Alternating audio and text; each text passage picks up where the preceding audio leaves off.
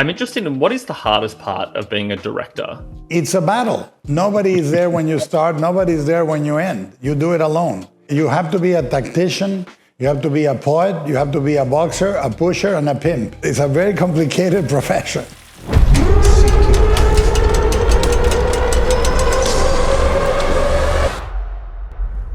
I created death.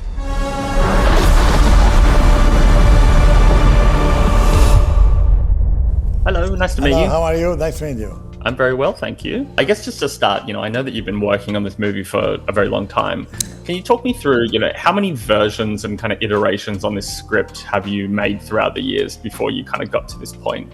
Well, I always knew, even when I was very, very young, I knew I wanted to do what the book does in a different way. Like it is a he said, she said. It's two versions of the same story told by two sides of it. That I loved from the beginning, and no other version had tried it. But the way to solve it is very difficult, because what do? Do you do a Rashomon and you do repeat the whole scenes from a different point of view? That can become very tiresome. When I found that I wanted to tell a story of fathers and sons, that it was a paternal pain lineage that I wanted to end in forgiveness, then it became very clear that the point of inflection was when the father tries to kill the son, which is the moment that where the son comes back and says, well, you tried to kill me and this is my story. To get to that took many decades. It sounds very easy, but it's very intuitive.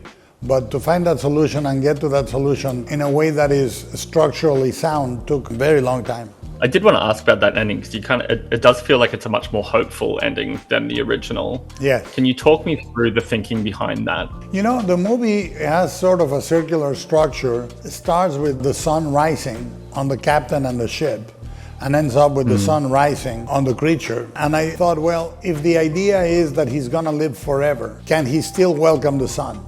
Can he still welcome being alive? And we know he cannot die. So there is a very existentialist piece at the end of the movie, which is where we live, all of us. Nobody has an extraordinary life. We all have ordinary, to some degree, terrible and beautiful lives. And I think that in a moment in the world where we are very hyperbolic about how everything is marvelous, or somebody is wonderful, or somebody should be destroyed and everything is terrible, I think that is a good moment to say, look, imperfection is the condition of life. You will lead an imperfect life. I think the movie makes peace with that and forgiveness and what it is to be human, which is to be capable of seeing the other. These are themes that floated the movie towards a different image. The last image in the book is very, very romantically bleak, basically, and a beautiful final line when he's bored by the currents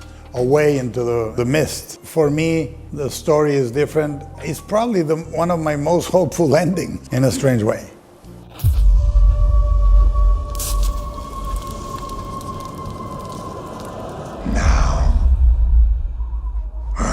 I really feel like, having seen the movie, I can't imagine anyone other than Jacob having played the monster. I think he does such a great job.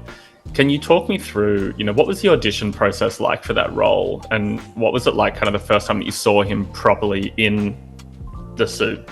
Well, what happened is we survived two of the strikes, trying to keep the production afloat. But once the strikes settled, all the calendars were upside down with the cast. And Andrew Garfield had to bow out of the production. And we were 9 weeks before starting production. And we had spent 6 months sculpting the creature for Andrew. So everybody was very scared, except me. I actually said to the makeup guy, look, you and I have been preparing for this movie all our life, and we're gonna do it. It's what they say about a song. How long does it take to compose the song? 10 minutes to come up with it and a lifetime to get to it, right? So I said, we're gonna find something even better. And I started talking to other actors, and then on the same day, my wife, my daughter, and Ted Sarandos from Netflix, all of them said, you have to see Salburn, and you have to see Jacob Elordi, and you have to see Priscilla. And I watched them. I thought, this is really a remarkable actor. He has a wonderful face and amazing eyes, which are very necessary for the creature, the eyes. Then I called him He was shooting a miniseries. Unbeknownst to me, when he was shooting Priscilla in Toronto, he had said to the makeup and hair team, which are my makeup and hair team, he said, he's shooting Frankenstein, I should be playing the creature. Wow. And they told me that before the phone call, and I talked to him. The moment I saw his eyes, I said, this is the guy. And then I said, your last name is Elordi. I said, that's a Basque name. Is your father from the Basque country? And he said, yes. And I said, then you understand the tension between fathers and sons. What manner of creature is that? What manner of devil made him? I did. I'm interested in what is the hardest part of being a director? I think the hardest part of being a director is stamina. If you think about it, you're the one that opens the bar, you clean the bar, serve the drinks, the party happens all night, everybody leaves, and then you clean the vomit, clean the toilets, and close the bar. Nobody is there when you start, nobody is there when you end. You do it alone. And you're talking about a process that takes anything between 2 to 4 years. It has to be minutely planned, and then it's a battle. You have to be a tactician, you have to be a poet, you have to be a boxer, a pusher, and a pimp. It's a very complicated profession. Amazing. Well, look, thank you so much for your time. I really appreciate you jumping on the call and chatting with us. Thank you, my friend. Have a good one.